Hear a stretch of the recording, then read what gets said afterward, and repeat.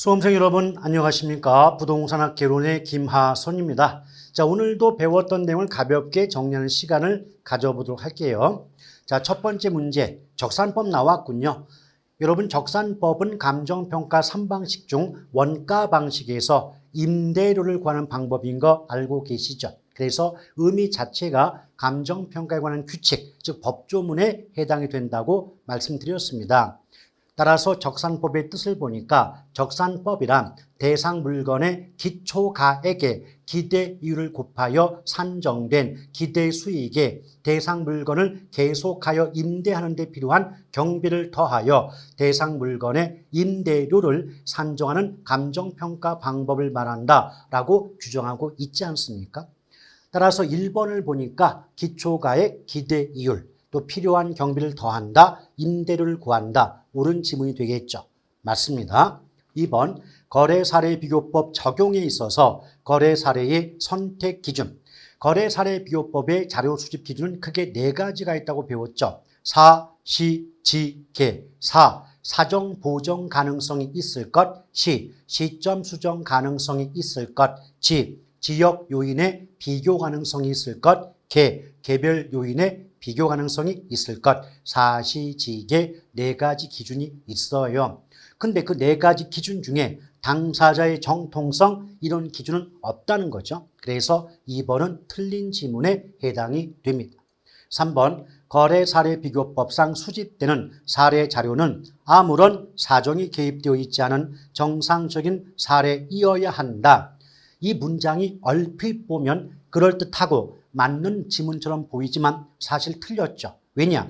물론 가장 좋은 자료는 아무런 사정이 개입되지 않은 정상적인 사례가 가장 좋은 자료이겠지만 비록 정상적인 거래를 저해하는 특수한 사정 등이 개입되어 있다 할지라도 그러한 사정이 없는 상태로 보정, 다시 말하면 사정 보정이 가능하다면 사정이 개입된 사례도 사례 자료로 수집될 수가 있는 겁니다. 그러므로 3번은 틀린 지문에 해당이 되죠.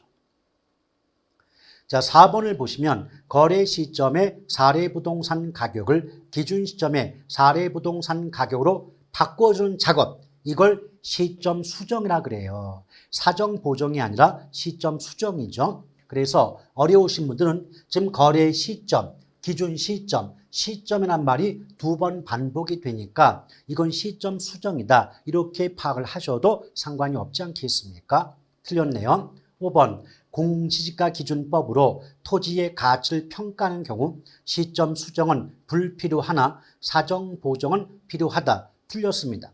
시점 수정과 사정 보정의 위치가 바뀌어야 됩니다. 왜? 우리 공시지가 기준법의 어떤 적용 절차를 보면 표시지 계급이죠. 표가 뭐죠? 비교 표준지 선정, 2번째 시점 수정, 지역 요인 비교, 개별 요인 비교, 그 밖의 요인 보정을 거치기 때문에 표시지 계급, 절차 순서 기억하라고 강조를 드린 바 있고요. 또한 표준지가 나올 때는 절대 사정 보정이란 말은 궁합이 맞지 않는다 그랬어요. 그래서 공시지가 기준법도 표준지를 선정하고 표준지의 공시지가를 기준으로 토지의 가치를 평가하는 방법이 되기 때문에 사정 보정이란 말은 나올 수 없는 겁니다. 따라서 앞뒤 바꿔서 시점 수정은 필요하죠. 그러나 사정 보정은 할 필요가 없다. 6번 수익환원법 나왔네요. 이런 수익 방식 중에서 대상 물건의 가액, 즉 가격을 구하는 방법에 해당이 되죠. 그래서 감정평가 규칙에서 뭐라고 규정하고 있습니까? 수익환원법이란 대상 물건이 장래 산출할 것으로 기대되는 순수익이나 현금 흐름을 환원하거나 할인하여 대상 물건의 가액을 산정하는 감정평가 방법을 말한다라고 규정하고 있습니다. 그래서 지금 6번의 경우는 옳은 지문에 해당이 되네요. 7번 요소 구성법은 환원 이율을 구하는 방법, 요시투엘부 중에 하나가 되겠죠. 요소 구성법은 다른 말로 조성법이라고 하는데 이건 대상 부동산에 대한 위험을 여러 가지 구성 요소로 분해하는 방법이에요. 그래서 그 위험에 따라서 위험 할증률을 더해감으로써 환원율을 구하는 방법이 바로 요소 구성법이다. 따라서 7번은 옳은 지문이에요. 8번 부채 감당법. 여러분 우리가 환원을 구하는 방법 중에 엘우드법이 있고 부채 감당법이 있는데 암기법이 뭐라고 그랬죠? LG마트에 가면 부저를 눌러라. LG마트가 무슨 뜻이에요? LG마트. 이게 뭐냐면 엘우드법은 지나치게 지분 투자자 입장에서 환원을 구하는 방법이고 부저를 눌러라. 부는 부채 감당법은 지나치게 저당 투자자 입장에서 환원 이유를 구하는 방법이라고 말씀드린 기억이 있지 않습니까? 그래서 LG마트에 가면 부저를 눌러라. 엘우드법은 지분 투자자 입장 부저. 부채 감당법은 저당 투자자 입장에서 환원 이유를 구하는 방법이거든요. 근데 여기 보시면요. 부채 감당법은 부저니까 저당 투자자가 나와야 되고 반대로 엘우드법은 LG마트니까 지분 투자자가 나와야 되겠죠. 그래서 이 문장은 지분 투자자와 저당 투자자의 위치가 바뀌어야만 옳은 지문이 될 수가 있기 때문에 틀린 지문이라고 볼 수가 있겠습니다.